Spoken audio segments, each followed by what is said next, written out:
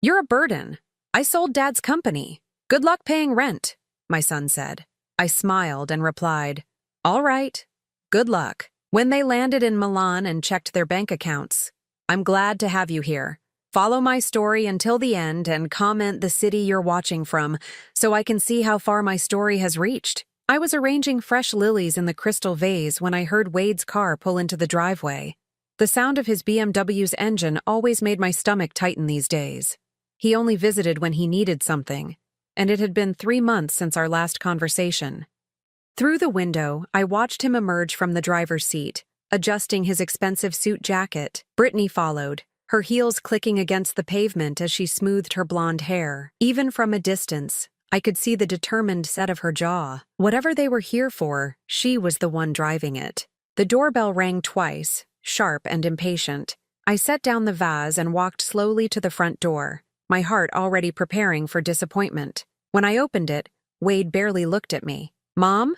he said curtly, stepping inside without waiting for an invitation. "We need to talk." Brittany swept past me, her perfume overwhelming in the small entryway. She was carrying a leather briefcase, which she clutched like a weapon. "Hello, Agatha," she said with that fake sweetness that always made my skin crawl. I led them to the living room, the same one where Wade had taken his first steps 35 years ago.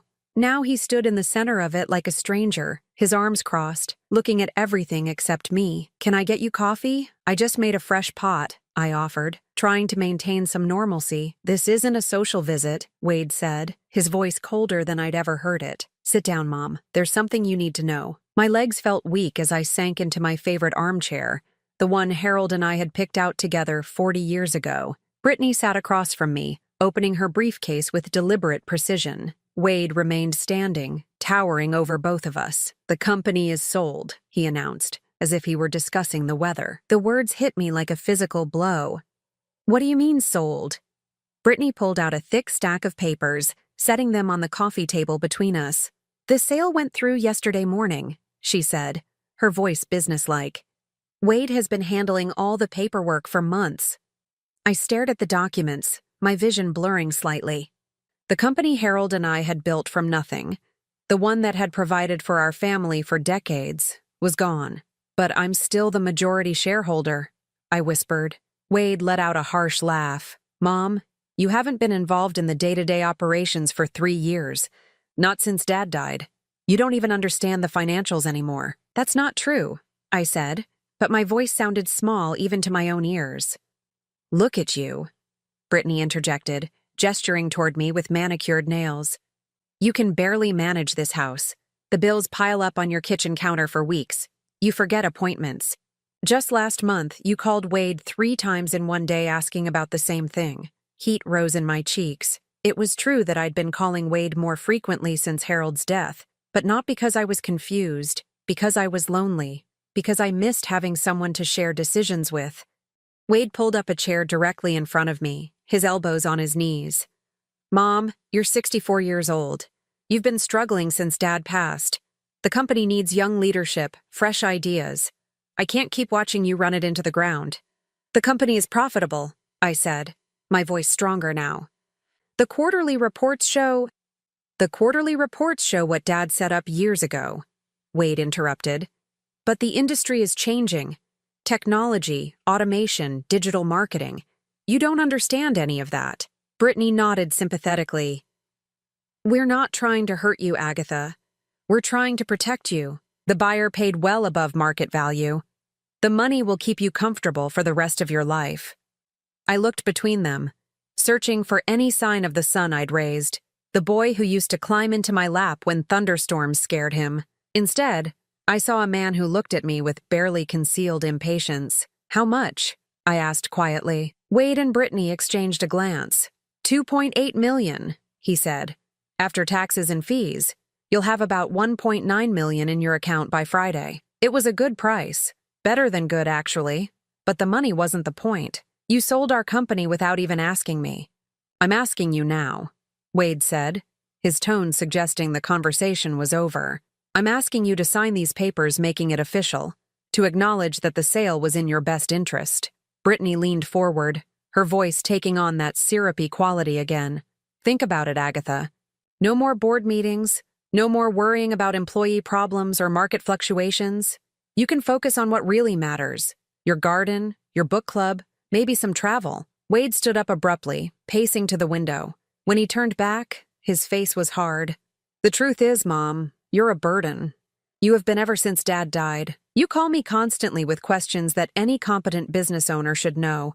You second-guess every decision I make, even though you don't understand the modern marketplace. The word burden hung in the air like smoke from a fire. I felt something inside me crack, not break exactly, but crack like ice beginning to thaw. I sold Dad's company because it was the right thing to do, Wade continued, his voice rising slightly. For the business, for the employees, and for you. Good luck with the rent on your new apartment, because this house is going to cost more to maintain than you can afford on a fixed income. Brittany shot him a warning look, but he ignored it. You're my son, I said softly. More to myself than to him. And you're my mother, he replied, which is why I'm doing this. Someone has to make the hard decisions, and clearly it's not going to be you. I sat in that chair for what felt like hours, but was probably only minutes. My mind was strangely calm, like the eye of a hurricane. When I finally looked up, both Wade and Brittany were watching me expectantly. Okay, I said simply. Good luck. Wade blinked. What? I said okay. Good luck. I stood up slowly, smoothing my skirt. I assume you'll need me to sign those papers. Where? Brittany fumbled with the documents, clearly expecting more of a fight. Here, and initial there. I signed where they indicated, my handwriting steady despite the tremor I felt inside. When I finished, I handed the pen back to Brittany and walked toward the front door. That's it? Wade called after me. You're not going to argue? Not going to guilt-trip me about family loyalty? I turned back to face him, my hand on the doorknob. Would it change anything? He opened his mouth, then closed it again. I didn't think so, I said. Have a wonderful time in Milan. I hope the weather is nice for your honeymoon. Brittany's eyes widened. How did you know about Milan? I smiled for the first time since they'd arrived. I know more than you think I do. After they left, I sat back down in my armchair and looked around the living room. Everything was exactly the same as it had been an hour ago, yet everything had changed. The silence felt different now, not lonely, but expectant, like the moment before dawn. I reached for my phone and dialed a number I knew by heart. Marcus, it's Agatha. I think it's time we had that conversation.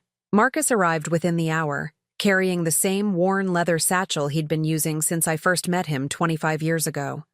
My longtime attorney and, more importantly, my friend, looked exactly as I expected him to. Concerned, but not surprised. I take it Wade went through with it, he said, settling into Harold's old chair without ceremony. Every word exactly as we predicted. I poured him coffee from the pot I'd made earlier, my hands steadier now than they'd been in months. He called me a burden, Marcus, his exact words. Marcus shook his head, his gray eyebrows knitting together. I'm sorry, Agatha. I know we prepared for this, but it still must have hurt. I sat across from him, cradling my own cup. The hurt stopped surprising me years ago. What surprises me is how predictable he's become. Shall we review the timeline? Marcus asked, pulling out a thick folder from his satchel. I nodded, though I knew every detail by heart. We'd been planning this for 3 years, ever since Harold's funeral when Wade had pulled me aside and suggested I might want to simplify my business responsibilities. It started in 1983, I began, my voice taking on the cadence of a story I'd told many times. Harold and I were both 25, fresh out of college, and completely broke. I had a business degree and a head full of ideas. He had charisma and the ability to charm investors. Marcus smiled. The classic combination. Except everyone assumed Harold was the brains of the operation. I set down my coffee cup with a soft clink. The bank loans were approved because of his charm. The early partnerships happened because men in the 80s were more comfortable dealing with other men. So we played the game. I walked to the mahogany desk in the corner, pulling out a framed photograph from the bottom drawer. It showed Harold and me at the ribbon cutting for our first office building. He was holding the scissors, beaming at the camera. I was standing slightly behind him, my hand on his shoulder, smiling but watching the crowd. I was always watching, I said, more to myself than to Marcus. While Harold worked the room, I was calculating who had real influence, who was just talking big, which deals would actually materialize. And the company structure, Marcus prompted. Officially, Harold owned 60%, I owned 40%. But the real power was in the subsidiary companies, the holding trusts, the intellectual property rights. All things I set up and managed while Harold focused on the public face of the business. I opened another drawer, this one filled with documents that Wade had never seen. When Wade joined the company 8 years ago, Harold was already showing signs of his heart condition. We knew we needed to plan for succession. Marcus pulled out his reading glasses. That's when you established the Meridian Trust. Exactly. I felt a familiar satisfaction remembering how carefully we'd constructed it. 70% of the company's actual value, the patents, the international contracts, the commercial real estate holdings, was transferred to a trust with me as the sole beneficiary. The remaining 30%, which included the day-to-day operations and the company name, stayed in the traditional corporate structure. And Wade knew none of this? I laughed, but there was no humor in it. Wade knew what he wanted to know. He was so eager to prove himself, to show that he could run things better than his old-fashioned parents. He never asked the right questions. The afternoon sun was streaming through the windows now, illuminating dust motes that danced in the air like tiny secrets. I remembered another afternoon, almost exactly a year ago, when I'd overheard Wade on the phone in Harold's old office. He was talking to Brittany, I said, the memory still sharp. She was asking about the company's assets, about whether I had any real control over the finances. Wade laughed and said I was just a figurehead, that I'd never understood the business side of things anyway. Marcus made a note on his legal pad. That's when you decided to accelerate the timeline. That's when I realized my son had never really known me at all. I returned to my chair, feeling the weight of decades settling around me. For 35 years, I've been the woman behind the curtain. I've let Harold take credit for my ideas, let Wade believe I was just his scatterbrained mother who needed protection. Why? Marcus asked gently. It was a question he'd posed many times over the years. Because I thought it was what they needed from me. I traced the rim of my coffee cup with my finger. Harold needed to feel like the success was his. His pride required it. And Wade needed to believe he was rescuing me from my own incompetence. It gave him purpose. But Harold knew the truth. Harold knew. My voice softened, especially at the end. The night before he died, he made me promise something. He said, "Don't let Wade take advantage of your kindness the way I did. Make sure he learns what you're really worth." Marcus leaned back in his chair, studying me with the look of someone who'd known me long enough to read between the lines. And now Wade has sold what he thinks is our entire company for $2.8 million. I smiled, and this time there was definitely humor in it. What he doesn't know is that he's sold about 30% of the actual value, the shell, you might say. The Meridian Trust holdings are worth, as of yesterday's valuation, approximately $9.2 million. I pulled out a financial statement from the desk drawer. The patents alone are worth $4 million. The commercial properties we own in Houston and Phoenix are worth another $3.5 million. The international distribution rights account for the rest. Marcus whistled low. And Wade has no idea. Wade has spent the last 3 years telling me I don't understand modern business. He's probably right. I don't understand why you'd sell a profitable company without doing due diligence on its actual assets. I stood and walked to the window, looking out at the garden Harold and I had planted together. Do you know what Wade said to me last Christmas? He said I was living in the past, that I needed to accept that the business world had moved beyond what a woman of my generation could understand. What did you tell him? I told him he was probably right. I turned back to Marcus, and then I made 3 new international deals and increased our patent portfolio by 40%. Marcus closed his folder and leaned forward. So what happens now? Now we wait for Wade and Brittany to arrive in Milan. They're staying at the Palazzo Parigi, the presidential suite.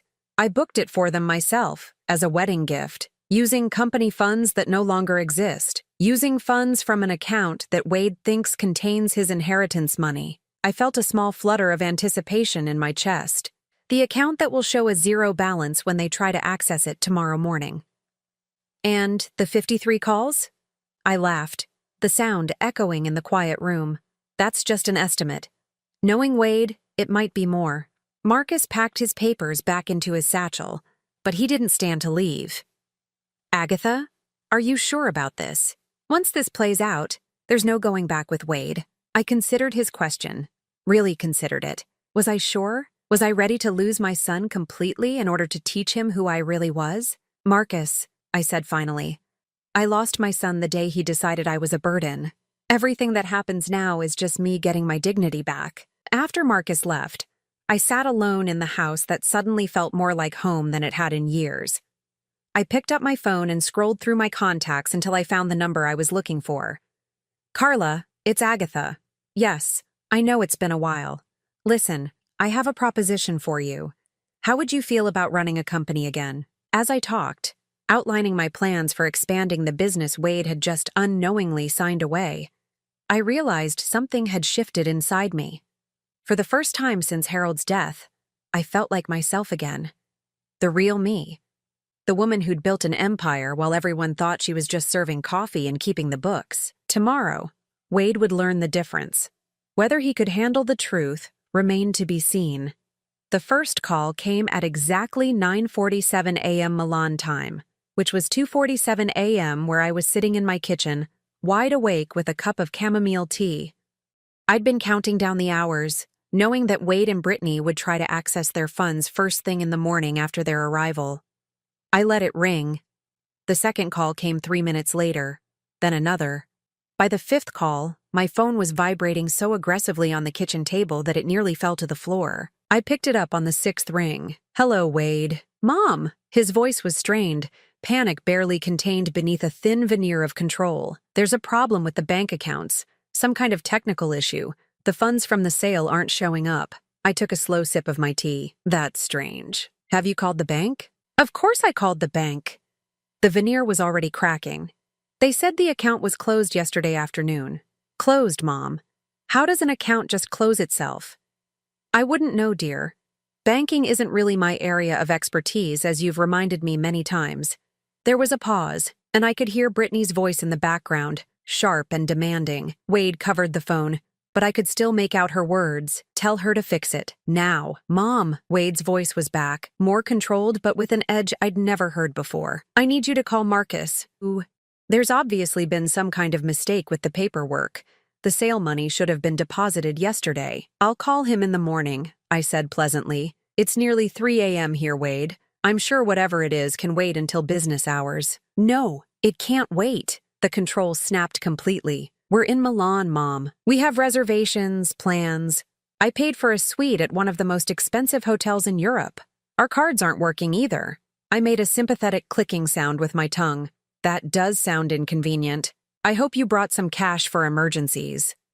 The line went quiet except for the sound of Wade's breathing, which was becoming increasingly ragged. When he spoke again, his voice was dangerously low. Mom, I'm going to ask you once more, and I need you to listen very carefully. Call Marcus right now and find out where our money is. Our money? I repeated the phrase slowly, tasting each word. I wasn't aware that you and I had any joint accounts, Wade. The money from the sale, my inheritance, the $2.8 million that should be in my account right now. I set down my teacup with deliberate care. Oh, that money. Yes, I know exactly where that is. Thank God, I heard him exhale. So call Marcus and... It's in my account, I said simply. The silence that followed was so complete I wondered if the call had dropped. Then Wade's voice came back, barely above a whisper. What did you say? I said the money is in my account, where it's always been, where it will stay. The explosion was immediate. What the hell are you talking about? I sold the company. I have the paperwork. You signed it yourself. Yes, you did sell the company. And yes, I did sign the papers. You sold 30% of Herald Industries for $2.8 million. Quite a good price for what you actually owned, all things considered. I could hear Brittany now, her voice getting closer to the phone. What is she saying? Wade, what is she talking about? Mom. Wade's voice was shaking now, whether from rage or fear, I couldn't tell. Stop playing games. You can't do this. The company was Dad's. It's mine now. The company name was your father's, yes. And the daily operations, the employee payroll, the office lease in downtown Austin. All of that was yours to sell, and you did. Congratulations. Then where? His voice cut off abruptly, and I knew he was beginning to understand. Where are the assets? I finished for him. The patents, the international contracts, the commercial real estate, the manufacturing rights. Those were never part of what you inherited, dear. Those were always mine. The phone clattered, and I heard Brittany's voice clearly now. Give me that phone. Mrs. Holloway, this is Brittany. I think there's been a misunderstanding. Hello, Brittany. How's the weather in Milan? Never mind the weather. Wade is telling me you're claiming ownership of assets that rightfully belong to him. That's not legally possible. I've seen the incorporation papers. You've seen some incorporation papers, I corrected. The ones Wade wanted you to see. Tell me, did you happen to review the Meridian Trust documents? Or the Patterson Holdings subsidiary? Or perhaps the intellectual property assignments filed with the state of Delaware? The silence told me everything I needed to know. I didn't think so. I continued.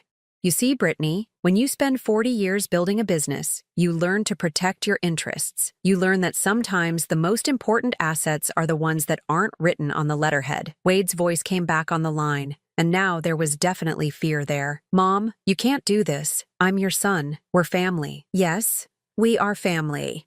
Which is why you felt comfortable calling me a burden and selling what you thought was my life's work without even consulting me. I stood up from the kitchen table and walked to the window, looking out at the sunrise beginning to paint the sky pink. Tell me, Wade, did you really think I was so senile that I wouldn't know what you were planning? Planning? I wasn't planning anything. I was trying to help you. You were trying to help yourself to what you thought was an easy inheritance. The difference is that you were counting on me being the helpless old woman you've convinced yourself I am. Brittany grabbed the phone again. This is elder abuse. We're going to sue you for everything you have.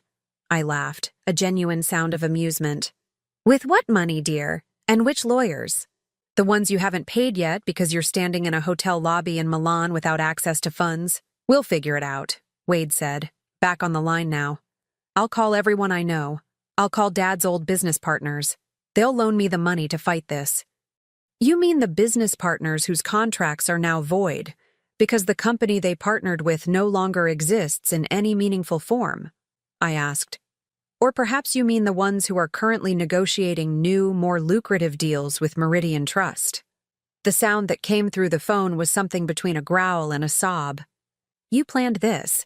You planned all of this. I prepared for it, I corrected. There's a difference. I hoped you would prove me wrong. I hoped you would show me that you valued our relationship more than you valued what you could take from me. I do value our relationship. No, Wade. You value what you thought our relationship could get you. There's a difference there, too. I heard hotel lobby sounds in the background, voices speaking rapid Italian, and the unmistakable ding of an elevator. They were clearly trying to sort out their situation in public, which couldn't be pleasant. How long have you known? Wade asked quietly. Known what? Known that I was going to sell the company. I considered lying, making it seem like I'd just recently figured it out, but Wade deserved the truth, even if it was going to hurt. 3 years, I said simply. Since the week after your father's funeral, when you told me I should probably start thinking about simplifying my business responsibilities. 3 years, he repeated numbly. 3 years of watching you circle like a vulture, waiting for the right moment to convince me I was incompetent. 3 years of listening to you and Brittany whisper about my memory, my capabilities, my age. 3 years of preparing for this exact conversation. Brittany's voice was back, shrill now with panic. We can't stay here without money. Do you understand that? We're going to be thrown out of this hotel. I'm sure you'll figure something out, I said. You're both so much more capable than I am, after all. Surely a little problem like being stranded in Europe without funds is nothing for people with your business acumen. Mom, please. Wade's voice broke on the word. I made a mistake. I see that now. Just tell me what I have to do to fix this. For a moment, just a moment, I felt the old familiar tug of maternal instinct, the desire to rescue him, to make everything better, to be the mother who solved all his problems. But then I remembered sitting in my living room yesterday, listening to him call me a burden. You can start by figuring out how to get home from Milan without my help, I said. Consider it a learning experience in problem solving. You can't just abandon us here. I'm not abandoning you, Wade. I'm letting you experience what independence feels like. Isn't that what you wanted? To be free of your burden of a mother? The phone went quiet except for the sound of Wade's breathing. When he spoke again, his voice was small, defeated. What happens now? Now you learn what I've always known, I said, watching the sunrise paint the world in shades of gold. That family isn't just about blood. It's about respect. And respect isn't something you inherit, Wade. It's something you earn. I hung up the phone and turned off the ringer. According to my count, that had been call number 13. If my estimates were correct, I had 40 more to go. I made myself a fresh cup of tea and settled back at the kitchen table with my tablet. I had emails to read, business decisions to make, and a company to run. The real company, the one that had never stopped being mine. Outside, the world was waking up to a beautiful new day. By noon, my phone had recorded 37 missed calls. I'd turned the ringer back on around 10 a.m., curious to hear how the tone of Wade's messages would evolve as his situation became more desperate. I wasn't disappointed. The messages progressed from confused to angry, to pleading to threatening, and back to pleading again. Brittany's voice appeared more frequently as the morning wore on, her earlier politeness completely abandoned in favor of increasingly shrill demands.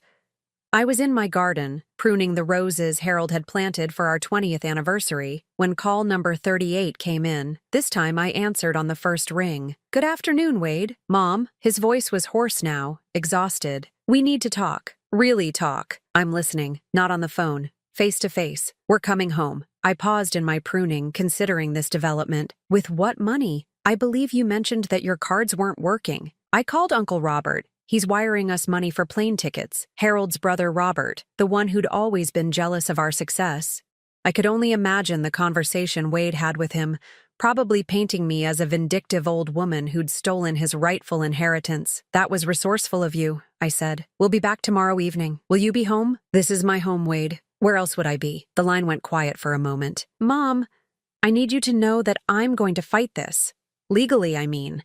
I can't let you destroy Dad's legacy out of spite." "Harold's legacy," I repeated slowly. "Tell me, Wade, what do you think your father's legacy actually is?" "The company. The business he built from nothing." "We built from nothing," I corrected. "Your father and I. Together. But I understand why you'd forget that detail." "Fine. We built. That doesn't change the fact that you're destroying it now." I set down my pruning shears and sat on the garden bench Harold had built for me after my first cancer scare 10 years ago. "I'm not destroying anything, Wade. I'm protecting it." "From who?"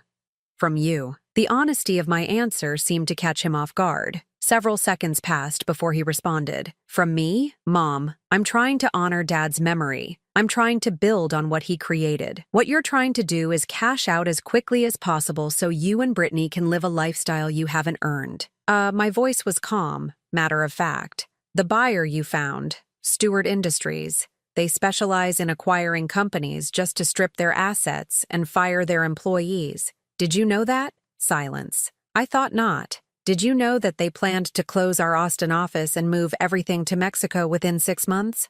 Did you know that 43 families would have lost their jobs by Christmas?" "That's not. I didn't." "You didn't ask, Wade. You saw a big number in dollar signs, and you didn't ask what would happen to the people your father and I spent 40 years building relationships with."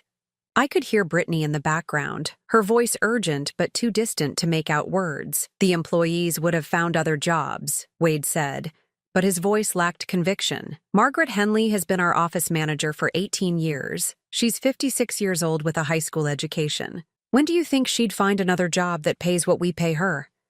Tom Rodriguez has been with us since he was 22. His daughter just started college. How exactly do you think he'd afford tuition after getting laid off?" "Business isn't charity, Mom. Sometimes people get hurt." "You're right. Business isn't charity, but it's not pillaging either. There's a difference between making hard decisions and making selfish ones." The conversation was interrupted by what sounded like an argument in Italian. Hotel staff, probably. I could imagine the scene. Wade and Brittany standing in an opulent lobby, looking increasingly disheveled as they tried to negotiate with people who didn't care about their American entitlement. "We'll be home tomorrow," Wade said finally, "and we'll settle this properly. I look forward to it." After he hung up, I sat in the garden for a long time, thinking about the conversation and what would come next. I knew Wade would lawyer up the moment he got back to Austin. I knew he'd try to find some way to challenge the trust structure, to claim I'd manipulated Harold or taken advantage of his illness. What Wade didn't know was that I'd been preparing for that possibility too. I pulled out my phone and called Marcus again. "Let me guess," he said before I could speak. "They found out about Milan. Call number 38. They're flying back tomorrow on Uncle Robert's dime." And Wade's threatening legal action. He thinks he can overturn the trust. Marcus chuckled. "I assume you're ready for that too." "Pull the video files," I said. "All of them. The board meetings, the family dinners, the conversations in Harold's office. If Wade wants to claim I manipulated his father, let's show everyone exactly who was manipulating whom." For the past 3 years, ever since Wade had started making noises about my competence, I'd been recording our interactions. Not secretively, exactly, but not obviously either. A small digital recorder in my purse during family dinners, voice memo apps running during phone calls, security cameras in the office that captured more than just break-ins. I'd learned long ago that documentation was protection, especially for women in business, especially for older women in business. "How extensive are we talking?" Marcus asked. "Extensive enough." Wade telling Harold that I was getting confused about basic business concepts. Wade suggesting to his father that maybe it was time to transition me into an advisory role only. Wade discussing with Brittany how to convince me that selling was in my best interest. And Harold's responses? I smiled, remembering. Harold defending me every single time. Harold explaining to Wade that I was the strategic mind behind 90% of our successful deals. Harold telling his son, quote, "Your mother could run circles around most CEOs half her age, and if you can't see that, you're not as smart as I raised you to be." Wade won't be expecting that. Wade's never expected much from me. It's been his greatest weakness. That evening, I made myself a simple dinner and settled in to review the financial reports from our international divisions. Meridian Trust wasn't just a holding company. It was an actively growing enterprise. While Wade had been focused on the flashy Austin headquarters and the domestic client base, I'd been quietly expanding our reach into markets he'd never even considered. Our partnership with a sustainable manufacturing company in Germany was generating more revenue than our entire Texas operation. Our licensing deals in Japan had doubled in value over the past 18 months. The software patents we'd developed for inventory management were being used by companies across 3 continents. Wade thought he'd sold our company for $2.8 million. What he'd actually done was sell the least valuable portion of an empire worth more than $15 million. My phone buzzed with a text message from an unknown number.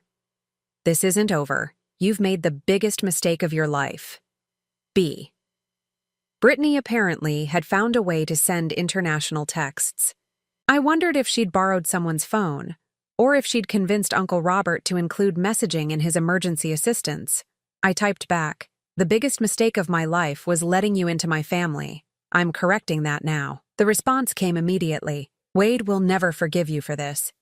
I stared at that message for a long moment, feeling something settle deep in my chest, something that felt like relief. "Good," I typed back. "Maybe now we can have an honest relationship." I turned off my phone after that and spent the evening reading. Harold had always said that the best business decisions were made with a clear mind and a calm heart.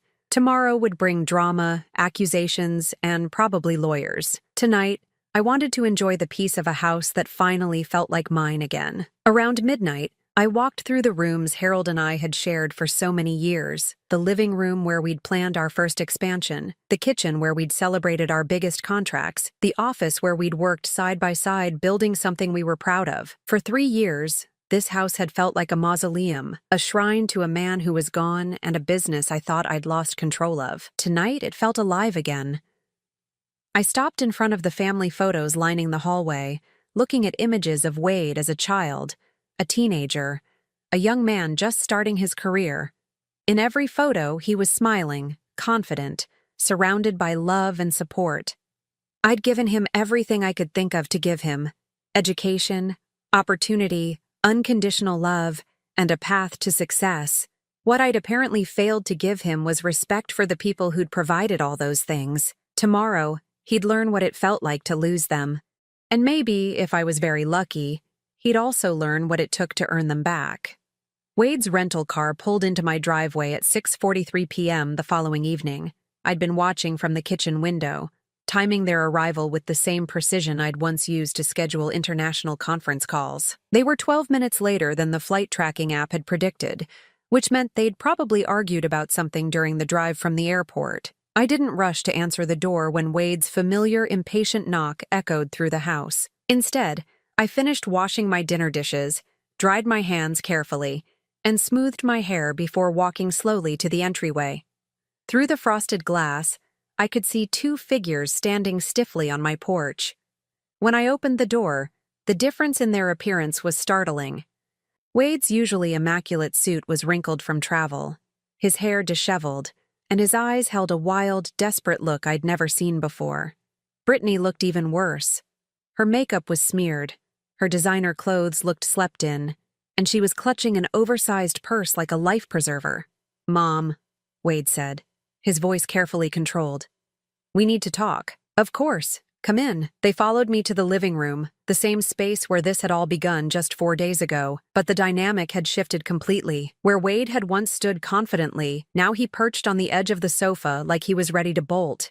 Brittany sat beside him, her eyes darting around the room as if she was cataloging items for potential value. "I've brought my lawyer," Wade announced, trying to reclaim some authority. "He'll be here tomorrow morning. We're going to contest the trust documents." "That's certainly your right," I said pleasantly, settling into my favorite chair. "Though I should warn you that legal challenges to properly executed trusts rarely succeed, especially when there's 30 years of documentation supporting their validity." Brittany leaned forward, her composure finally cracking completely. "You can't do this to us, Agatha. We have a life planned. We have commitments. I quit my job at the hospital because Wade said we'd be set for life." "You quit your job?" I raised an eyebrow. "How presumptuous of you." "We bought a house," Wade said quietly, "based on the expected sale price. The down payment is due next week." "That does sound like a problem," I agreed. "Poor financial planning often leads to such difficulties." Wade's careful control slipped. "Stop playing games. You know what you've done. You've stolen what rightfully belongs to me." "Have I?"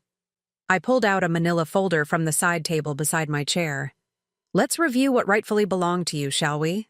I opened the folder and spread several documents across the coffee table. Wade and Brittany leaned forward, squinting at the legal text. "This is your father's will," I said, pointing to the first document. "As you can see, he left you the family business as it was legally constituted at the time of his death. That included the corporate name, the office lease, the employee contracts, and the domestic client relationships." Wade grabbed the document, scanning it frantically. "It says I inherit his share of Herald Industries, which was 60% of the company." "Correct. 60% of Herald Industries as it existed 3 years ago." I pulled out another document. "However, this is the amendment your father signed 18 months before his death, formally acknowledging that the most valuable assets had been transferred to separate entities in which he held no ownership stake." "That's impossible," Brittany said, snatching the paper. "Harold wouldn't have signed away his own assets." "Harold didn't sign away anything," I corrected. "Harold acknowledged what had always been true, that those assets were mine to begin with. I was the one who developed the patents, negotiated the international contracts, and purchased the commercial properties. They were never his to leave to anyone." I watched Wade's face as the reality sank in. His expression cycled through confusion, anger, and finally, a kind of hollow understanding. "You planned this from the beginning," he whispered. "I protected what I built," I said, "just as any smart business person would." Wade stood up abruptly and began pacing. "No, this is more than that. You let me believe I was inheriting a multi-million-dollar company. You watched me make plans, make commitments, quit my job to focus on running the business full-time. You set me up to fail." I gave you exactly what your father left you, I said calmly. If you chose to make assumptions about the value without doing proper due diligence, that's not my responsibility. Due diligence? Wade's voice cracked. You're my mother. I trusted you. Did you? Because from where I sit, it looks like you trusted that I was too stupid and too grief-stricken to notice what you were planning. I pulled out my phone and scrolled to a voice recording I'd saved from 8 months ago. Wade's voice filled the room, tinny but clear from the phone's small speaker. Brittany, I'm telling you, she has no idea what she's sitting on. Mom thinks the company is worth maybe $3 million tops. She's always been clueless about the financials. Once I convince her to sell, we'll have enough to buy that house in Westlake and still have millions left over. The old lady will be so grateful for our help. She'll probably give us power of attorney over her personal accounts too. The recording continued for another 30 seconds, with Wade laughing about how easy it would be to manipulate his scattered mother into making decisions that would benefit him. Brittany's face went white. Where did you get that? Wade made that call from your kitchen last December, when I was visiting for your housewarming party. You'd stepped out to get wine, and Wade thought I was in the bathroom. I was actually right around the corner holding my phone. Wade sank back onto the sofa, his head in his hands. You've been recording us. I've been protecting myself, I corrected. Something I learned to do during 40 years of being underestimated by men who thought they were smarter than me. I pulled out another phone and played a second recording, this one from Wade's conversation with his father just 6 months before Harold's death. Dad, I'm worried about Mom. She seems confused about basic business concepts lately. Maybe it's time to start transitioning her into more of an advisory role, you know? Let me handle the day-to-day operations before she makes a mistake that costs us everything. Harold's response was crystal clear. Son, your mother has forgotten more about business than you've learned yet. If you think she's confused, you're not paying attention. She's been running circles around competitors half her age while you've been focused on the office politics. Wade's voice on the recording became petulant. I just think fresh perspectives might be valuable. Some of her ideas seem pretty outdated. Harold's laugh was audible even through the phone's small speaker. Wade, your mother closed a $2 million international deal last week while you were complaining about the coffee in the break room. Maybe worry less about her perspectives and more about developing your own. When the recording ended, Wade looked physically ill. Brittany was staring at him with an expression of dawning horror. You told me she was losing her mind, she said slowly. You said the doctors were concerned about early dementia. I never said that, Wade protested weakly. You absolutely said that. Brittany's voice was getting louder. You said that's why we needed to act quickly, before she made decisions that would hurt the family finances. I cleared my throat. There were never any doctor's concerns about dementia. My last cognitive assessment, done as part of my annual physical 4 months ago, showed no signs of any mental decline whatsoever. I can provide you with the medical records if you'd like. Brittany turned to stare at Wade with a look of pure disgust. You lied to me. About everything. I didn't lie, Wade said desperately. I was trying to protect our future. Mom's getting older, and I thought, you thought you could steal from your own mother and convince your wife it was for her own good, I finished. The question now is what you're planning to do next. Wade looked around the room like a trapped animal. I'll contest the trust. I'll hire the best lawyers in Texas. I'll prove that you manipulated Dad when he was sick. With what money? I asked reasonably. Your cards don't work, remember? Uncle Robert paid for your plane tickets, but I doubt he's prepared to fund a prolonged legal battle against trusts that have been properly maintained for 3 decades. I'll figure something out. You could, I agreed. Or you could accept reality and decide what kind of relationship you want to have going forward. Brittany stood up abruptly. I'm not staying for this. Wade, fix this or I'm done. I didn't marry someone who would lie to me about millions of dollars and then lose it all through sheer stupidity. She stormed toward the front door, her heels clicking angrily against the hardwood floor. Wade started to follow her, then stopped and turned back to me. What do you want from me? He asked, his voice broken. I want you to decide whether you love me or just what you thought I could give you, I said quietly, because one of those relationships has a future, and one of them doesn't. Wade stared at me for a long moment, then walked out without another word. Through the window, I watched him and Brittany have what appeared to be a vicious argument beside their rental car. She got in on the passenger side, slammed the door, and they drove away. My phone rang 20 minutes later. Wade's number. "Mom, I need a place to stay tonight. Brittany threw me out of the hotel." "The spare room is available," I said. "The rent is $50 a night, and you'll need to help with housework." $50? Mom, I don't have $50. Then I guess you'd better start figuring out how to earn some. There was a long pause. "Are you really going to make me homeless?" "I'm going to let you experience what independence looks like when you don't have a safety net," I said. "Consider it an education in personal responsibility. I'm your son." "Yes," I said, "and it's time you learned what that actually means." 6 months later, I stood in the kitchen making coffee for two, a routine that had become as natural as breathing. The morning sun streamed through windows that sparkled. Wade had cleaned them yesterday as part of his weekly responsibilities. The house had never looked better or felt more peaceful. "Good morning, Mom." Wade appeared in the doorway, dressed in jeans and a simple button-down shirt, his hair still damp from the shower. The designer suits were long gone, sold months ago to help pay for basic necessities. "Good morning. How did you sleep?" "Better than I have in years, actually." He moved to the cabinet and pulled out 2 mugs, a gesture that had become automatic. "I finished reviewing the quarterly reports last night. The German partnership is exceeding projections by 18%. I smiled, handing him his coffee black, the way he'd learned to drink it when expensive coffee makers and fancy creamers were no longer in the budget. "And the Tokyo expansion? The contracts should be finalized by the end of the month. Your instincts about the market timing were perfect." It had taken Wade 3 months to stop being bitter about working for his mother instead of inheriting her company.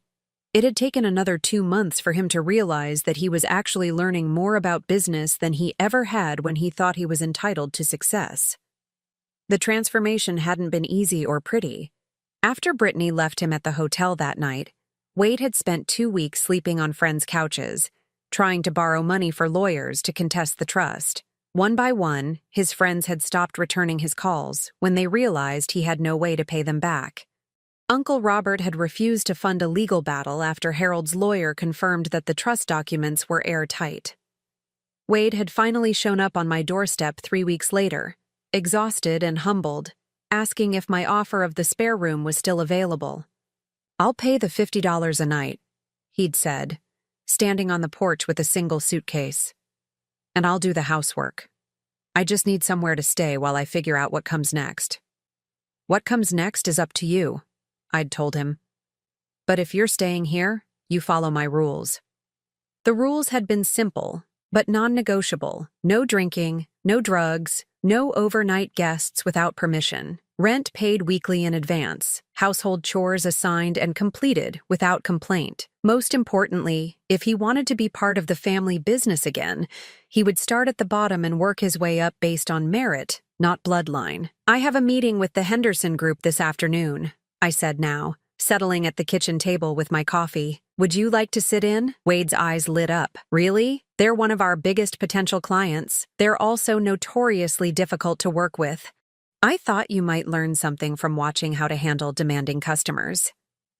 6 months ago, Wade would have bristled at the suggestion that he needed to learn anything. Now he nodded eagerly. "I'd appreciate that. Should I prepare anything in advance?" "Review their file. Study their previous partnerships. Think about why they might be hesitant to work with us and how we might address those concerns." "Already done," Wade said, pulling out a notebook filled with his handwriting. I stayed up until midnight researching their corporate culture and recent market challenges.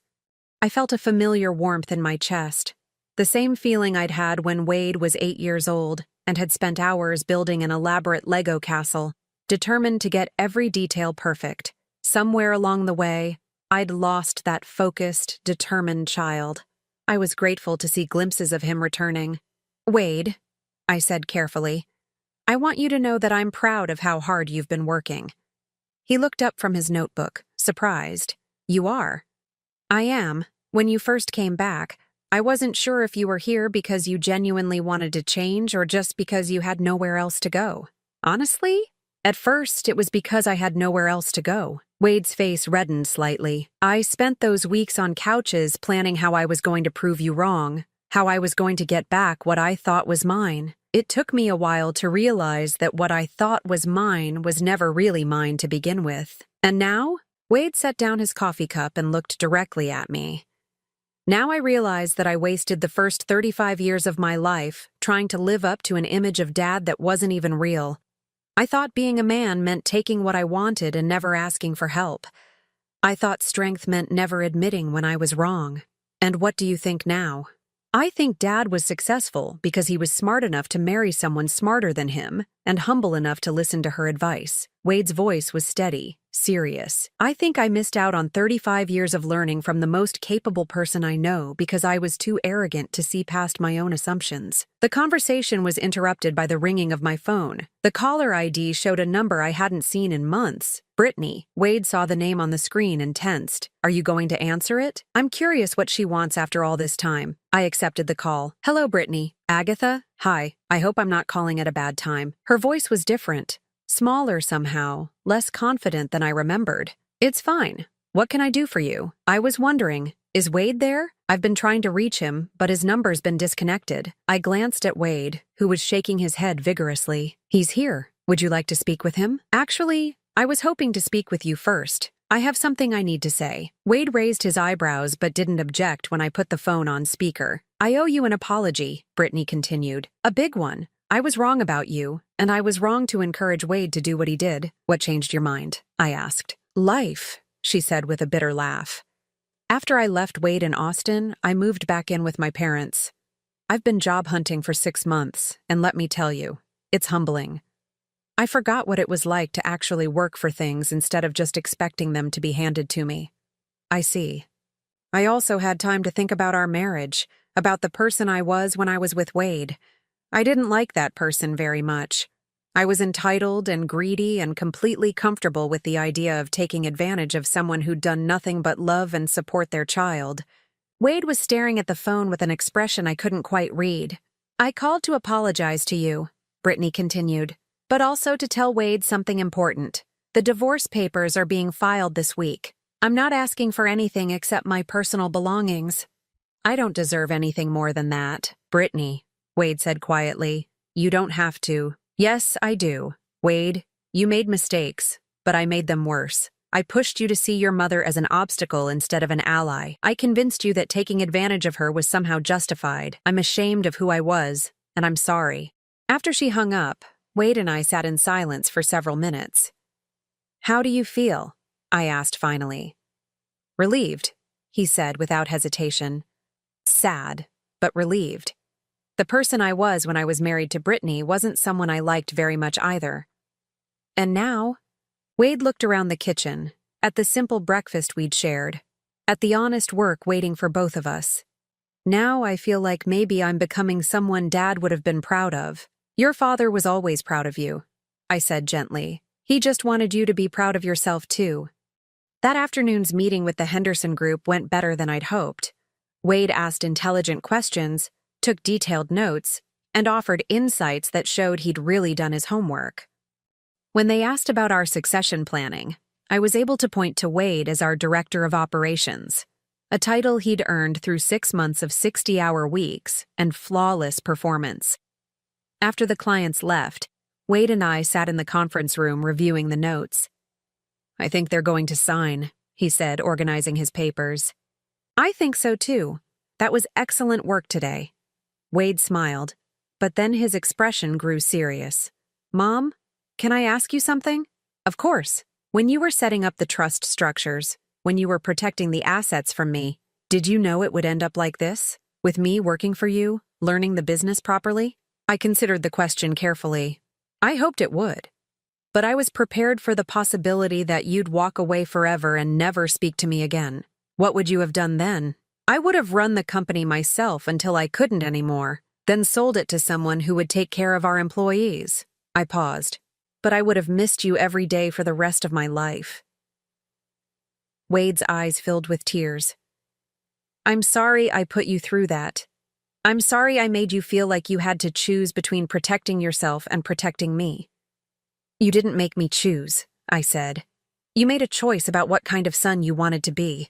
I just made sure that choice had real consequences. And if I'd chosen differently, if I'd kept fighting you in court, then you would have learned that respect can't be inherited or stolen. It can only be earned. Wade nodded slowly. I think I'm finally starting to understand that.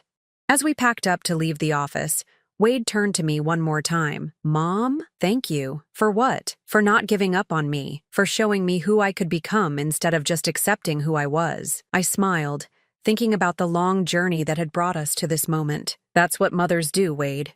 We love you enough to let you fail, and we love you enough to help you succeed.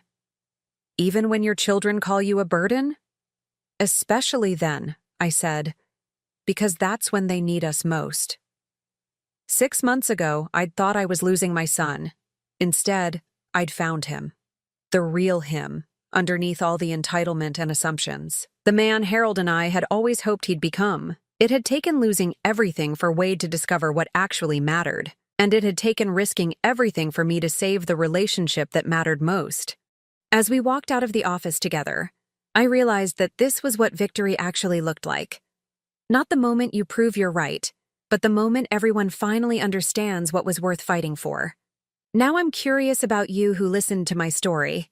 What would you do if you were in my place? Have you ever been through something similar? Comment below. And meanwhile, I'm leaving on the final screen 2 other stories that are channel favorites, and they will definitely surprise you. Thank you for watching until here.